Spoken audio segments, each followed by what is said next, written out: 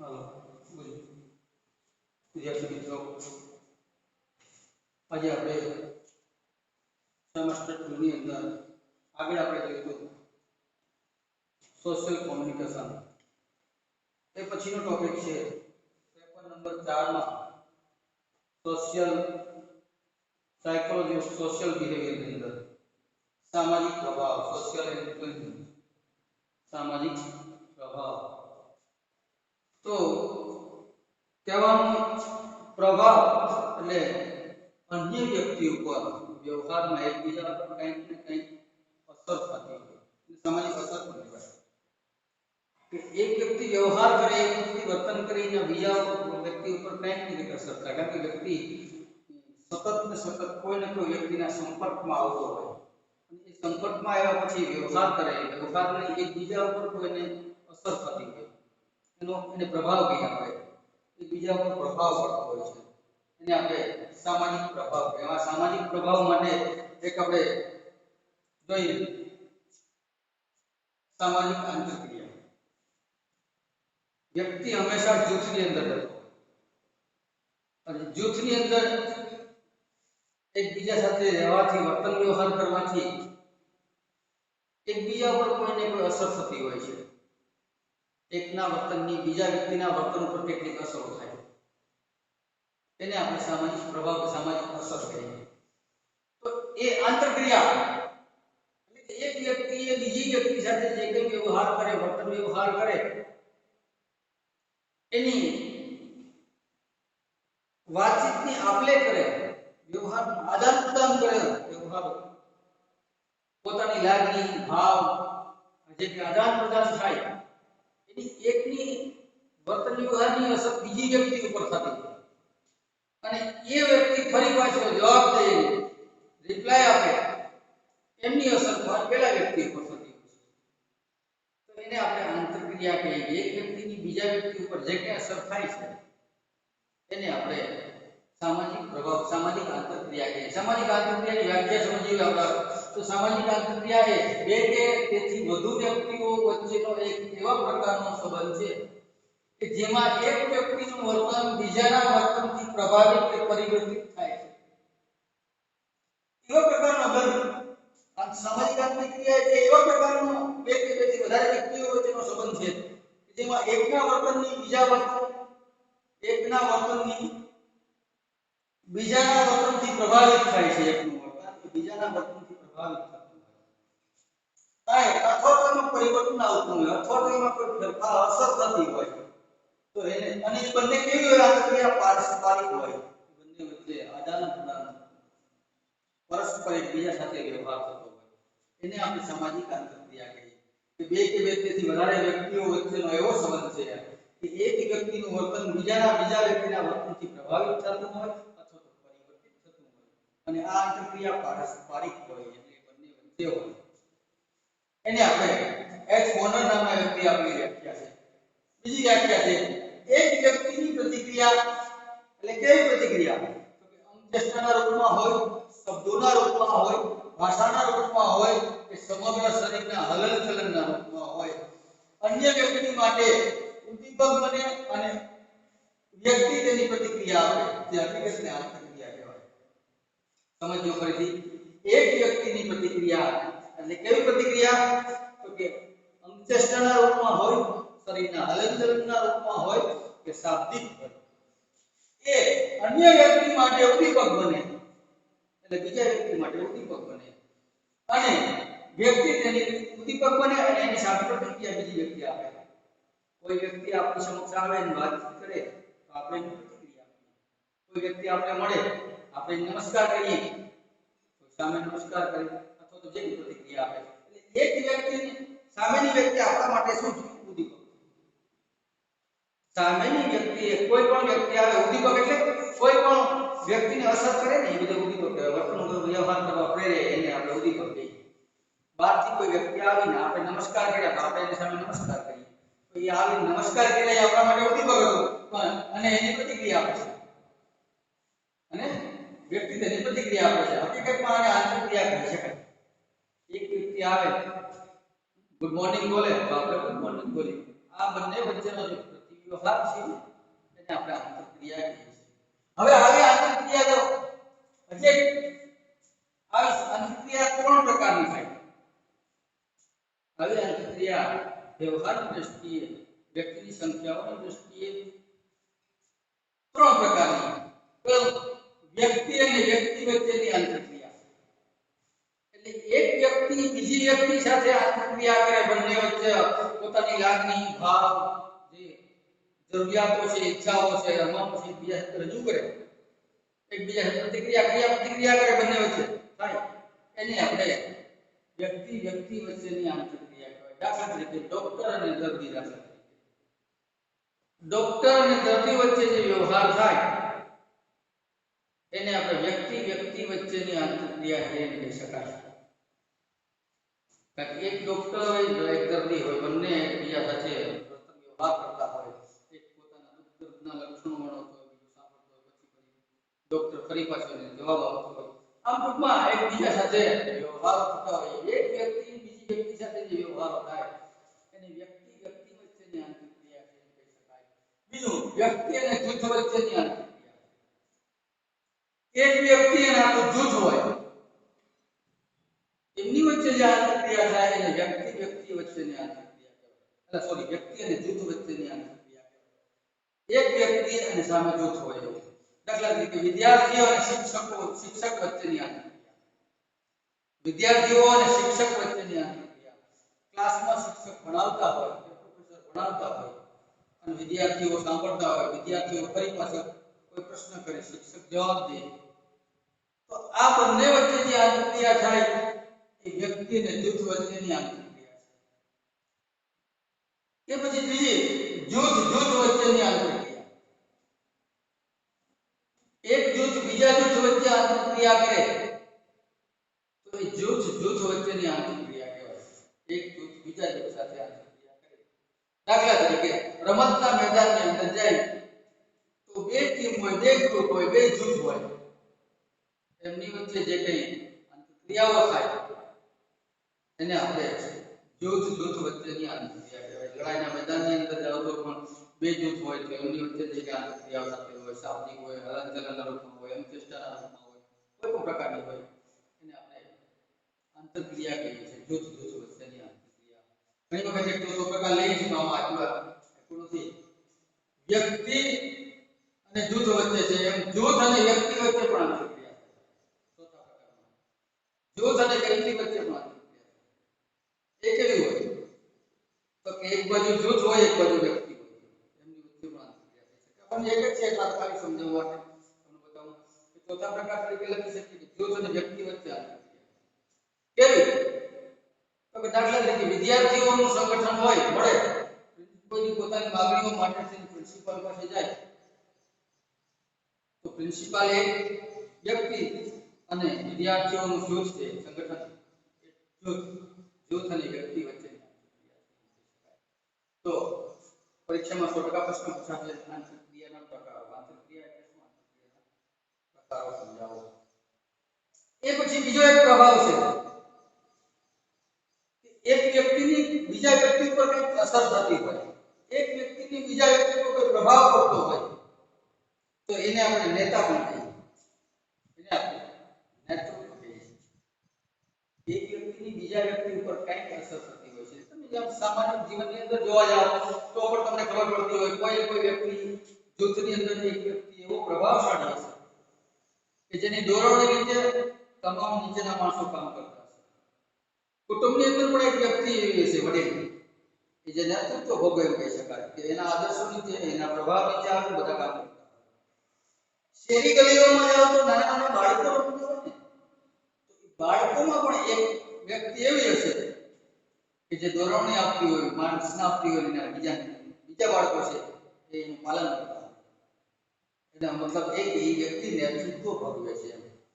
તો નેતૃત્વ એટલે નેતાગીરી, પ્રમુખ સ્થાન, જેનો પ્રભાવ બીજા પર પડતો હોય. કારણ કે નેતા હંમેશા પ્રભાવશાળી હોય, એનો પ્રભાવ બીજા અનુયાયીઓ ઉપર પડવો જ જોઈએ અને એની અસર નીચે આવે દરેક વ્યક્તિ કામ કરવા જોઈએ, એની આજ્ઞાઓનું પાલન કરતા હોવા જોઈએ. આને નેતા કહેવાય, નેતૃત્વ. તો નેતૃત્વનો અર્થ આપણે સમજીએ તો પારસ્પરિક ઉદ્દીપનની પ્રક્રિયા છે. એટલે જ્યારે નેતા અને જૂથ જ્યારે મળતા હોય ત્યારે પારસ્પરિક ઉદ્દીપન હોય. નેતા અનુયાયીઓ માટે ઉદ્દીપક બનતો હોય, ઘણી વખત અનુયાયીઓ નેતા માટે ઉદ્દીપક બનતો હોય. એટલે પારસ્પરિક ઉદ્દીપનની પ્રક્રિયા. તેમાં જૂથ નેતા જૂથ ઉપર અને જૂથ નેતા ઉપર અસર કરે. બધી પારસ્પરિક પ્રક્રિયા થાય છે. જ્યારે નેતા જૂથને મળતો હોય, અનુયાયીઓને મળતો હોય, ત્યારે અનુયાયીઓ ની અસર જૂથ નેતા ઉપર થતી હોય અને નેતાની અસર જૂથ ઉપર થતી હોય. તો એને આપણે નેતૃત્વ કહીએ છીએ. એ પછીની વ્યાખ્યા આ કુસુમની આપેલી વ્યાખ્યા હતી. પછી કોઈ પણ વ્યક્તિ જે બીજા માટે આદર્શ બની રહે તે નેતા કહેવાય. નેતામાં કોઈ વિશિષ્ટતા બીજી કઈ નહીં, બીજા વ્યક્તિ માટે આદર્શ બની જાય એ નથી. તમારું વર્તન જો બીજા વ્યક્તિ માટે આદર્શ બનતું હોય, તમારા માટે બીજા વ્યક્તિ તમારામાં એક નમૂનારૂપ વર્તન લેતા હોય, તમારી આજ્ઞાઓનું પાલન કરતા હોય, તમારો કોઈ પ્રભાવ પડતો હોય, તો એ તમે નેતા છો એમ કહી શકાય. અહીંયા કોઈ પણ વ્યક્તિ જે બીજા માટે આદર્શ બની જતી હોય એને આપણે નેતા કહીએ. સ્કોટ નામના વ્યક્તિ આપેલી છે. એ પછી નેતૃત્વ એક એવું વર્તન છે કે જે અન્ય વ્યક્તિઓના વર્તનને પ્રભાવિત કરે છે. નેતૃત્વ એ એવું વર્તન છે કે જે બીજા વ્યક્તિના વર્તન માટે બીજા વ્યક્તિના વર્તનને પ્રભાવિત કરતું હોય, એની અસરરૂપ બનાવતું હોય. તો આને આપણે નેતા કહેવામાં આવે છે. તો જૂથનો એક સભ્ય હોય, જૂથના અન્ય સભ્યોમાં પોતાની પસંદગી અપેક્ષા અનુસાર વર્તન કરવા વધુ પ્રમાણમાં પ્રભાવિત કરતા હોય છે. નેતા એવો વ્યક્તિ છે, એક જૂથનો સભ્ય જ છે, પણ એ એવો જૂથનો સભ્ય છે કે અન્ય વ્યક્તિઓને એ પ્રભાવિત કરતો હોય. મેં તમને કીધું કે ગામની અંદર કે ગલીઓની અંદર કે શહેરીઓમાં જાઓ તો બાળકોમાં પણ એવું હોય છે કે જે વ્યક્તિ કઈ એની અસર એક વ્યક્તિની અસર આખા બાળકો ઉપર થતી હોય અને બાળકો એ ધોરણો મુજબ કામ કરતા હોય. તેને આપણે નેતૃત્વ કહીએ છીએ. હવે એવો પ્રશ્ન પૂછાય, નેતાના કાર્યો. તો નેતાના બે પ્રકારના કાર્યો. નેતા જૂથમાં કેવા કાર્યો? તો એના કાર્યો બે પ્રકારના છે. એક નેતાના મુખ્ય કાર્યો. પહેલા એમ કહીએ નેતાના મુખ્ય કાર્યો. પહેલું છે વહીવટકર્તા તરીકેનું કામ. જૂથની અંદર નેતા છે એ વહીવટકર્તા તરીકે કામ કરતો હોય. જૂથનું સંચાલન કરે છે. જૂથના કાર્યોમાં સર્વોચ્ચ સંચાલક નેતા હોય છે. આખા જૂથનું સંચાલન એના માર્ગદર્શન નીચે થતું હોય છે, એની ગાઈડલાઈન નીચે. તો જુદા જુદા વ્યક્તિને જુદા જુદા પ્રકારના કાર્યોની વહેંચણી કરતો હોય અને એ મુજબ દરેક વ્યક્તિનું કામની સોંપણી કરી દરેક વ્યક્તિને તમામ પ્રકારની જવાબદારી પોતાના સિર લેતો હોય છે અને બીજાને સભ્યોને અલગ અલગ કામગીરીની જવાબદારી સોંપતો હોય છે. નેતાનું વહીવટકર્તા તરીકેનું કાર્ય છે. બીજું આયોજક તરીકે. જૂથની અંદર મહત્વનું કાર્ય કોઈ પણ કાર્ય કે લક્ષ્ય સિદ્ધ કરવા માટે આયોજન કરવાનું હોય છે. જૂથની જે કારણ કે જૂથ બન્યું હોય કોઈ પણ લક્ષ્યને પ્રાપ્ત કરવા માટે એનો કોઈ હેતુ હોય છે. એ હેતુને સિદ્ધ કરવા માટે એ પ્રકારનું આયોજન કરતો હોય નેતા. યોજનાઓ ઘડતો હોય. લક્ષ્ય સુધી પહોંચવા માટે થઈ તત્કાલીન કે દીર્ઘકાલીન યોજનાઓ એ કરે નેતા. આયોજન એ કરતો હોય છે. તો નેતા એક આયોજક તરીકે કામ. કોઈ પણ નેતા હે જૂથની અંદર કોઈ કાર્ય કરવાનું છે અથવા તો કોઈ જવાબદારીનું બ્લુપ્રિન્ટ છે તો એ દરેકનું કામ આયોજન એના હસ્તગત થતું હોય છે અને એ ધોરણો મુજબ નીચેના અનુયાયીઓ અથવા તો સભ્યો કે જૂથના સભ્યો કામ કરતા હોય છે. એ પછીનું ત્રીજું નીતિના ઘડવૈયા તરીકે નેતા. તો નીતિ એટલે જૂથની અંદર કેટલીક નીતિઓ ઘડાતી હોય છે, નીતિ નિયમો હોય, કેટલાક માપદંડો હોય એની અંદર. એ નીતિઓનું નિર્માણ જૂથમાં નેતા કરતો હોય છે. આંતરિક હોય કે બાહ્ય હોઈ શકે છે. નીતિઓ આંતરિક અને બાહ્ય બે પ્રકારની હોઈ શકે. આંતરિક એટલે જૂથની અંદરની નીતિઓ અને જૂથ જ્યારે બહારની પ્રવૃત્તિ કરતું હોય ત્યારે એના કેટલાક નીતિ નિયમો હોય. આ નીતિઓનું ઘડતર નેતા કરતો હોય છે. ઉચ્ચ સ્તરેથી નિમ્ન સ્તર સુધી નીતિઓ જતી હોય છે. ક્યારેક ક્યારેક ઉચ્ચ સ્તરે નેતાઓ નીતિ નક્કી કરે અને નીચેના અનુયાયીઓ અથવા તો જૂથના સભ્યો હોય ત્યાં સુધી નીતિઓનું આદાન પ્રદાન કરે, બીજાને આપતા હોય છે નીતિઓ. એટલે જૂથની નીતિઓ ઉપલા સ્તરથી નીચલા સ્તર સુધી જતી હોય. એટલે પરિસ્થિતિ મુજબ નેતા ઘણી વખત એ નીતિઓમાં હાજર પણ હોય, નીતિઓ ઘડી નેતા આદાન પ્રદાન કરીને જતો પણ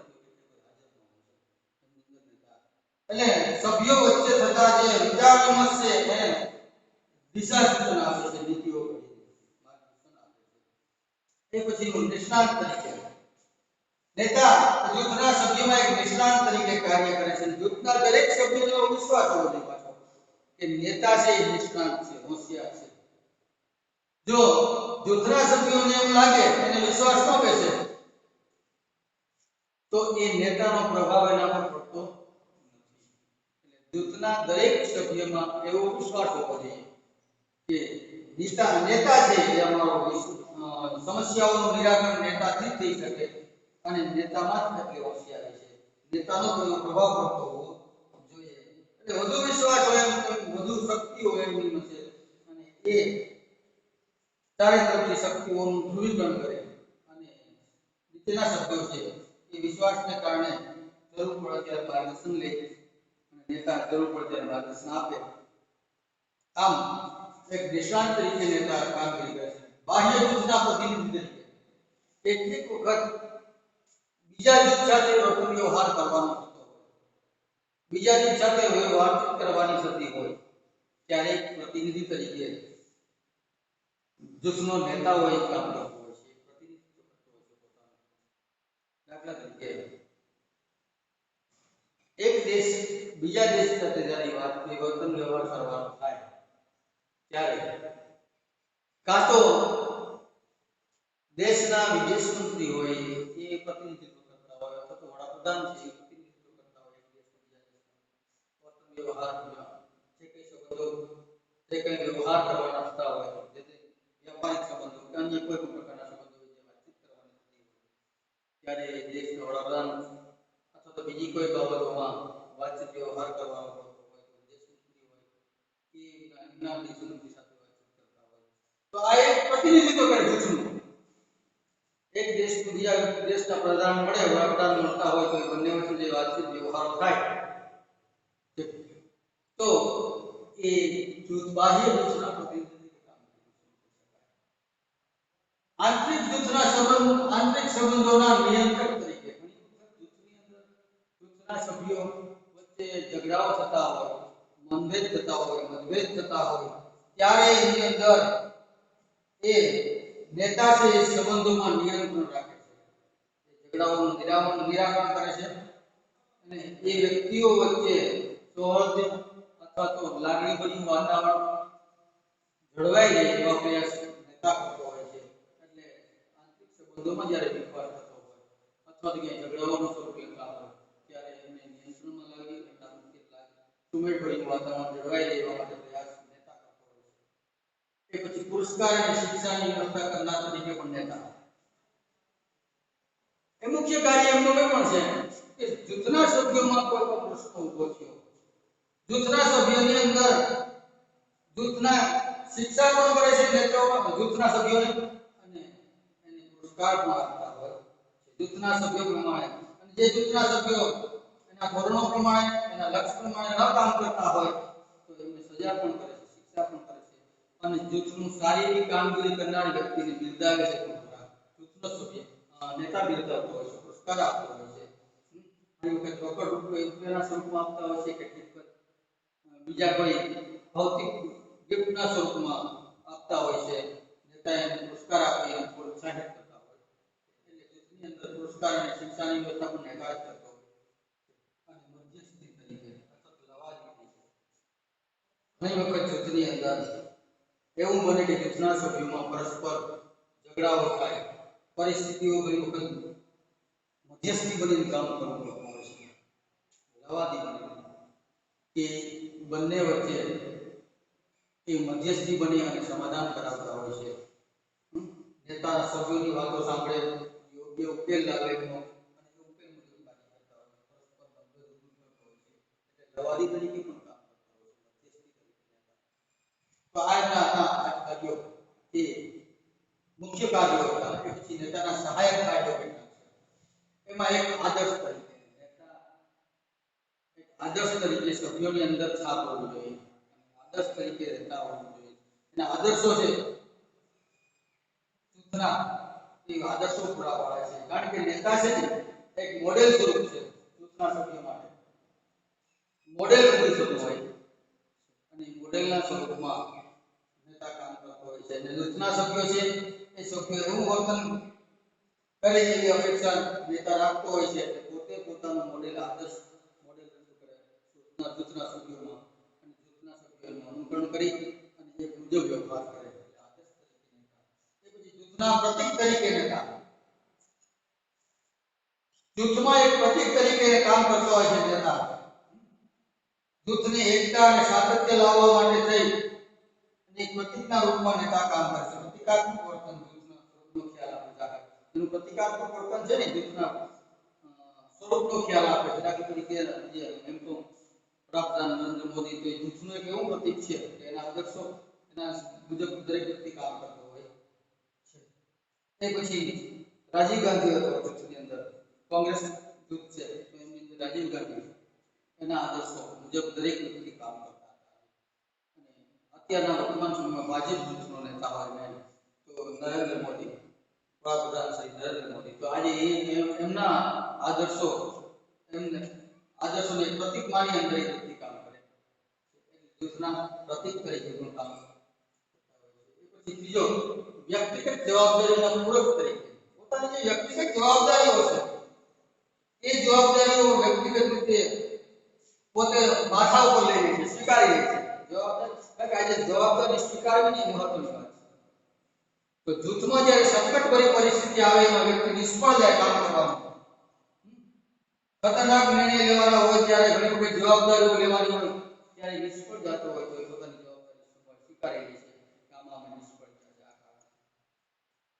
એટલે જવાબદારી લેવાનું કામ પણ એ નેતાનું છે, કામ કરે છે. જૂથના સભ્યોને ચિંતા મુક્ત કરે છે કે ભાઈ જે જવાબદારી મારી હું કરી શકીશ. એ પછી સિદ્ધાંતવાદી તરીકે નેતા.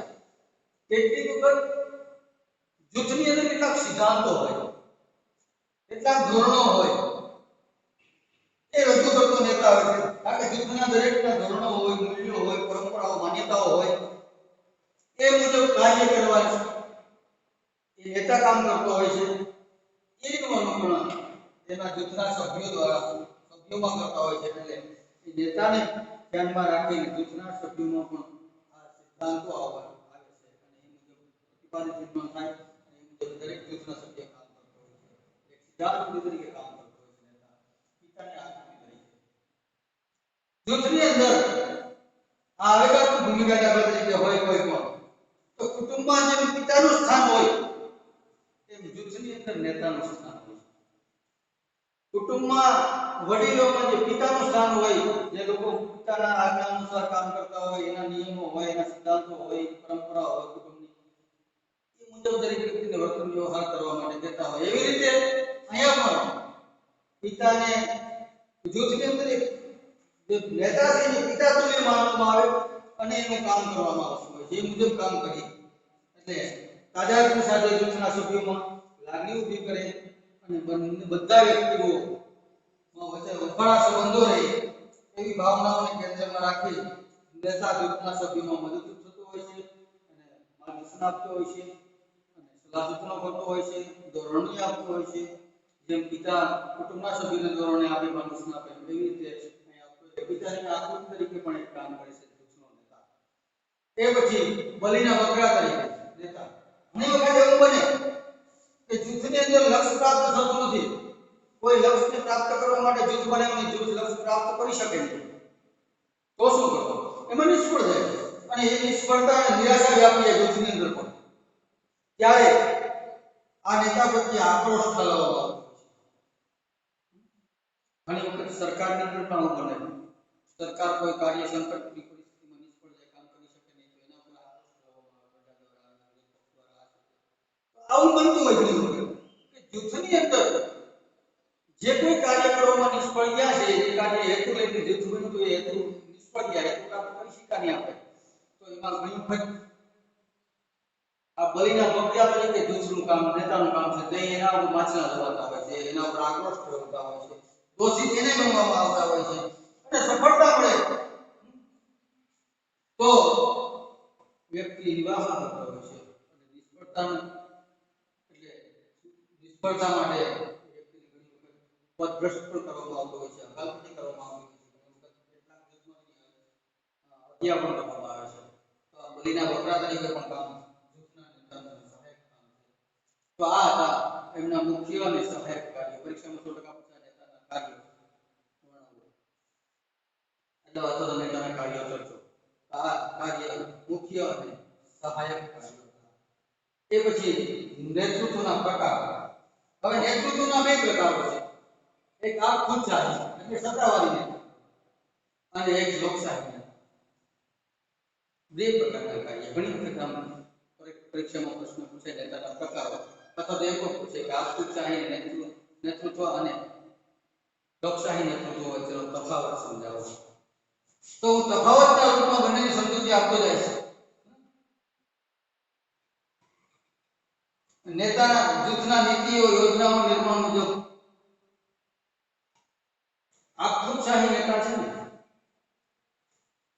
એમાં તમામ પ્રકારની જવાબદારી નેતા હોય છે, એમાં સર્વોચ્ચ હોય છે નેતા હોય છે. નેતાના આદેશોનું પાલન કરવું ફરજિયાત છે. તમામ પ્રકારની જે યોજનાઓ ઘડાતી હોય, નીતિઓ ઘડાતી હોય એમાં સભ્યોને ક્યાંય હસ્તક્ષેપ કરવો પડતો નથી. એ નેતા જ કરે છે. એટલે આ ખુદશાહી નેતા કહેવામાં આવે છે.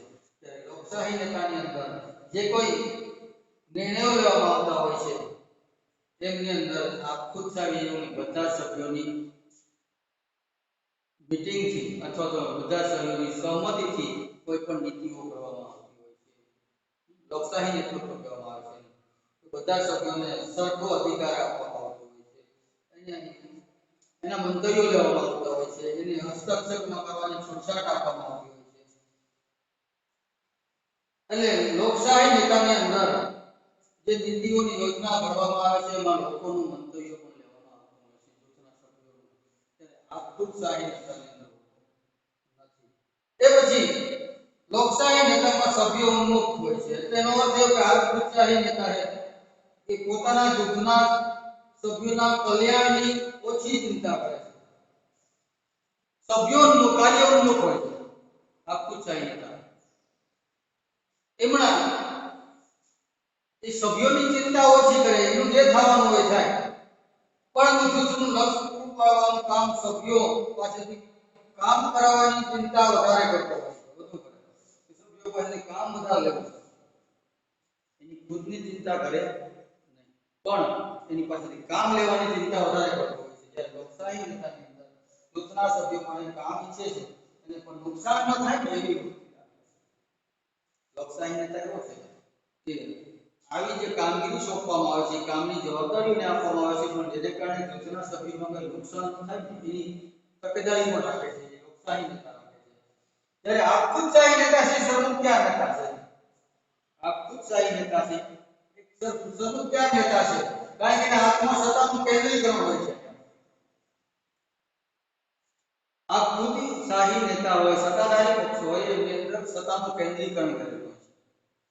એટલે સત્તા એક જ જગ્યાએ કેન્દ્રિત હોય છે. પ્રમુખ છે, જે જૂથનો પ્રમુખ છે એ સત્તાધારી છે અને એના નિયમો, એની સત્તાઓ જળમૂળથી દ્રઢપણે એને માનવી પડતી હોય છે, મનાવવામાં આવતી, સભ્યોમાં કામ કરાવવાનું પડતું હોય અને એટલે એક જ વ્યક્તિને હસ્તગત હોય છે આખી સત્તાઓ. અહીંયા કોઈ સભ્યને મહત્વ હોતું નથી. લોકશાહીની અંદર સત્તાનું વિકેન્દ્રીકરણ કરેલું છે. સત્તાઓની અંદર જવાબદારીઓ વિભાગવાઇઝ વહેંચવામાં આવેલી હોય છે. આ ખુદશાહી નેતા છે કેન્દ્રીકરણ એટલે સત્તા પોતાના એક જ હાથમાં હોય છે. એટલે આ ખુદશાહી નેતા ઘણી વખત ગેરહાજર હોય તો જૂથના સભ્યોમાં અવ્યવસ્થા ફેલાઈ જાય છે. જ્યારે લોકશાહી નેતા ગેરહાજર હોય તો એમાં અવ્યવસ્થા ફેલાતી નથી. નીચેના જે વ્યક્તિને કામગીરી સોંપવામાં આવેલી છે એ જવાબદારી સંભાળતા હોય. દાખલા તરીકે આપણા મુખ્યમંત્રી છે, એમની નીચે કેટલાક મંત્રીઓ છે, કેટલાક ધારાસભ્યો છે, દરેકની પોતાની પોતાની જવાબદારી એની આપેલી છે એ કામમાં કરતા કેટલાક મંત્રી છે દાખલા તરીકે આરોગ્ય મંત્રી છે દરેક એવી જવાબદારીઓ આપેલી છે ડિવાઈડ કરેલી છે એ લોકશાહી નેતામાં હોય સરમુખત્યારશાહી નેતામાં હોય તમામ સત્તાઓ પોતા પાસે હોય છે કેન્દ્રીકરણ થયેલું હોય અને આ ખુદશાહી નેતાની અંદર નેતા અને અનુયાયીઓ વચ્ચે કોઈ સંબંધ હોતો હોય તો એ ઔપચારિક હોય છે સામાજિક અંતર ઘણું બધું હોય છે નેતાઓ અને સભ્યો વચ્ચે સામાજિક અંતર વધારે હોય ત્યારે લોકશાહી નેતાની અંદર એવા સંબંધો હોતા લોકશાહી નેતાની અંદર નેતા અને અનુયાયી અથવા તો સભ્યો અનુયાયી અને સભ્ય એમની વચ્ચે સીધો સંબંધ હોય છે નજીકનો સંબંધ હોય છે અનૌપચારિક સંબંધ હોય કે પછી આ ખુદશાહી નેતા છે એની અંદર જૂથની સૌથી મહત્વની વ્યક્તિ છે એટલે એ મૃત્યુ પામે એટલે એમની પાછળ કોઈ જવાબદારી લેનાર હોતું વિઘટિત થઈ જાય છે જૂથ આપણું વેરવિખેર થઈ જતું હોય છે ત્યારે લોકશાહી નેતામાં એવું બનતું નથી કોઈ પણ નેતા વાસ્તવમાં લોકશાહી નેતાને સફળતાને આધારે જૂથની અંદર ગેરહાજરી હોય નેતાની અથવા તો મૃત્યુ પામે તો એમને પછી તરત જ જવાબદારી લેનાર વ્યક્તિ હાજર હોય છે કોઈ પણ વ્યક્તિ જવાબદારી લઈ લેતા હોય છે અને દબાણ આપખુદશાહની અંદર દબાણયુક્ત કામગીરી અનુયાયીઓ પ્રત્યે વ્યવહાર કરવામાં આવતો હોય છે એમાં જૂથના સભ્યો છે એનો વિરોધ કરી શકતા લોકશાહી જૂથની અંદર ઘણી વખત જૂથના સભ્યોમાં જૂથના અંદર મૈત્રીપૂર્ણ કામ થતું હોય છે એટલે કેટલીક વખત વિચારોમાં કે ત્યાં વિરોધાભાસ હોય તો એમનો વિરોધ કરી શકે લોકશાહી જૂથની અંદર એવી રીતે આપખુદશાહી જૂથ છે એમાં નેતૃત્વ પહેલ કરવા માટેનો આદેશો આપવાનું વલણ હોય છે આદેશ કરવામાં આવે છે જ્યારે લોકશાહીની અંદર વિચાર વિમર્શ કરી વિચારો વિમર્શના પાસાના મહત્વ આપવામાં આવે છે એટલે વિચાર વિમર્શ કરી અને પછી યોગ્ય નિર્ણય લેવામાં આવતો છે આદેશો કરવામાં આવતા નથી ત્યારે આપખુદશાહી નેતાની અંદર નૈતિક જુસ્સો ઓછો હોય છે કારણ કે લોકોમાં સત્તાનું એક જગ્યાએ કેન્દ્રીકરણ હોય છે સત્તા તમામ પ્રમુખ પાસે નેતા પાસે હોય છે એટલે એની અંદર જે જુસ્સો હોય કામ કરવા માટે એટલું બધું હોતો લોકશાહી નેતાની અંદર હોય છે કારણ કે લોકશાહી નેતાની અંદર નેતા અને જૂથ વચ્ચેના સભ્યો વચ્ચે નજીકનો સંબંધ હોય છે લાગણીભર્યો સંબંધો હોય છે એમની દરકાર કરતા હોય છે એટલે એમને ઘણી વખત પ્રોત્સાહિત પણ કરતા હોય છે કાર્યને એટલા માટે એનામાં નૈતિક જુસ્સો વધારે હોય છે જ્યારે આપખુદશાહી નેતાની અંદર એમ જ માને છે કે અમે જ શ્રેષ્ઠ છીએ હું કહીશ બરાબર છે એટલે એમની અંદર નૈતિક જુસ્સો ઓછો હોય છે આપખુદશાહી નેતા છે એમાં નીતિ સભ્યોને વિભાજન કરવામાં નીતિઓ સભ્યોને વિભાજિત કરવા માટે સત્તા ચલાવવાની હોય છે જેને કદાચ સભ્યોમાં પરસ્પર વિચાર વિમર્શ ટાળે છે અને સીધી જવાબદારી આપે છે કે આ કામ કરે કરી આવવાનું છે આમ આદેશિત કરે છે સીધા હુકમ કરે ત્યારે લોકશાહી નેતાને એવું આપખુદશાહી નેતા છે પોતાની ઈચ્છાથી જૂથના કોઈ પણ સભ્યને પુરસ્કાર કે શિક્ષા આપે છે જ્યારે લોકશાહી નેતાની અંદર એવું હોતું નથી લોકશાહી નેતા સભ્યોને પૂછી શકે છે અમુક સભ્યોને કયા કારણથી શિક્ષા કરવામાં આવે છે એ અથવા કયા કારણથી પુરસ્કાર આપવામાં આવ્યો છે એ લોકશાહી નેતાના આ પ્રશ્નો સંતોષકારક જવાબ પણ આપે છે કે આની આ કામગીરીથી આને પુરસ્કાર આપવામાં આવ્યો અને આ ભૂલો છે આમાં નિષ્ફળતાઓથી એને શિક્ષા કરવામાં આવી અહીંયા એવું છૂટછાટ પૂછવાનું નથી અહીંયા પ્રશ્ન પૂછી શકાય લોકશાહીની અંદર અને આપખુદશાહીની અંદર નેતૃત્વ ધરાવતા જે જૂથો છે એ જૂથના સભ્યોની પ્રવૃત્તિમાં વિઘટિત ઝડપથી થઈ જાય છે ત્યારે લોકશાહી નેતૃત્વની અંદર સમૂહનું કાર્ય હોય છે લોકશાહી નેતૃત્વના સભ્યો સાથે મળીને સમૂહથી કાર્ય પાર પાડે છે